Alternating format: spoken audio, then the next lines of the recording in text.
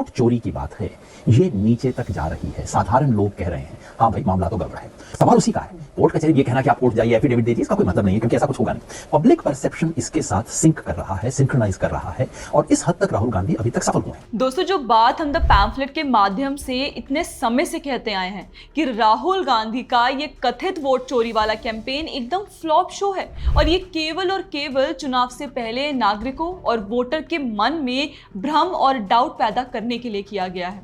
आज यही बात कांग्रेस के वेल विशर और आंदोलनजीवी योगेंद्र यादव ने कबूल कर लिया है। और जरा सुनिए, चुनाव पे टिप्पणियां दे भी कौन रहा है? वो जिसकी चुनाव को लेकर लगभग हर भविष्यवाणी गलत साबित हुई है। A man threw ink at AAP leader Yogendra Yadav on Saturday at a public rally. और यहाँ योया जी दिखे भी किसके साथ? प्रोपेगेंडा चैनल द वायर की और भी बड़ी प्रोपेगेंडिस्ट और खुद को पत्रकार बताने वाली अरफा खानुम शेरवानी के साथ। तो योगेंद्र यादव यहाँ ये कहते दिखे कि राहुल गांधी की वोट चोरी कैंपेन का मकसद अदालत में जाना, एफिडेविट फाइल करना या तथ्यों की पुष्टि करना नहीं है।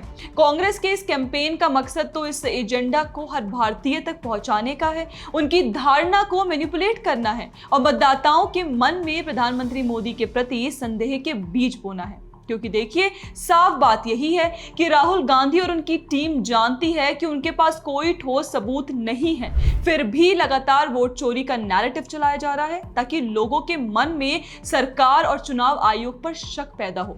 सोचिए, लोकतंत्र की सबसे बड़ी ताकत है जनता का विश्वास, और अगर उसी विश्वास को तोड़ा जाए तो नतीजा क्या होगा? अविश्वास, अराजकता और लोकतांत्रिक संस्थाओं को कमजोर करने की साजिश। आप जरा यहां पर इनके टूल किट को समझने की कोशिश कीजिए। पहले बिना सबूत वोट चोरी का शोर मचाओ। जिन सर्वे और डेटा के आधार पर शोर मचाया गया, उसके लिए डेटा देने वाला खुद भले माफी मांग ले, फिर भी मीडिया और सोशल मीडिया में इस बारे को बार बार दोहराओ। जनता के मन में बीज बो दो कि शायद चुनाव ईमानदार नहीं हुए, और धीरे धीरे लोकतंत्र की नींव को ही हिला डालो। कांग्रेस को वोट नहीं मिल रहा है, इसलिए लोगों के मन में यह संदेह पैदा कर डालो ताकि वो खुद से पूछे कि भाई कांग्रेस के आरोपों में कहीं कोई सच्चाई तो नहीं है। ये बात और है, और जस्टिस का तकाजा यही है कि जो आरोप लगाए वह उन आरोपों को साबित करने के लिए तथ्य और सबूत प्रस्तुत करें। पर यहाँ तो राहुल गांधी की प्लेबुक में ऐसा कोई नियम नहीं है। वे आरोप लगाते हैं और सबूत मांगे जाने पर कहते हैं कि मेरे आरोप ही सबूत हैं। यही साइकोलॉजिकल खेल कांग्रेस पहले भी खेलती थी और आज भी बिहार चुनाव से पहले वही पीपीटी और कॉन्फ्रेंसेस के जरिए कर रही है। मतलब चुनाव हारो तो ईवीएम को दोष दो, जनता नरेंद्र मोदी को बार बार चुन ले तो वोट चोरी का झूठा नैरेटिव चलाओ।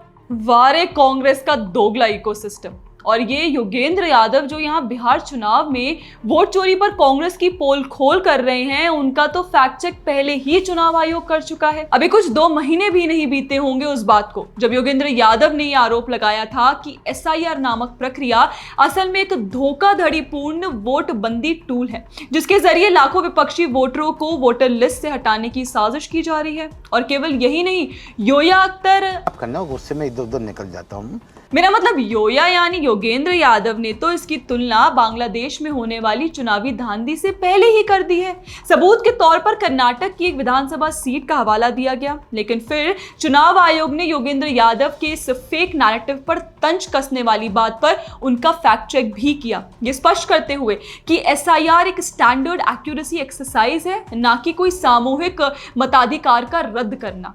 दोस्तों, यही तो कांग्रेसी समर्थक आंदोलन जीवियों का रवैया रहा है। जब पिछले साल लोकसभा के चुनाव थे तो उसमें एनडीए के जीत के बाद योगेंद्र यादव ने यह आरोप लगाए कि यह जीत मैंडेट से नहीं सिर्फ नंबर से मिली है, और मतदाताओं ने तो संवैधानिक परिवर्तनों पर भाजपा के अतिक्रमण को अस्वीकार किया है। इसके बाद महाराष्ट्र चुनाव में महायुति की जीत को भी योगेंद्र यादव ने मतदाताओं की अक्षमता बता दिया। हरियाणा चुनाव में भाजपा की जीत को जाट विरोधी ध्रुवीकरण के जरिए रणनीतिक वापसी बताया। मतलब चुनाव हो जाने के बाद अपनी रणनीति की एनालिसिस करने के बजाय कांग्रेसी इकोसिस्टम कभी ईवीएम का रोना गाना करती है तो कभी चुनाव में धांधली की।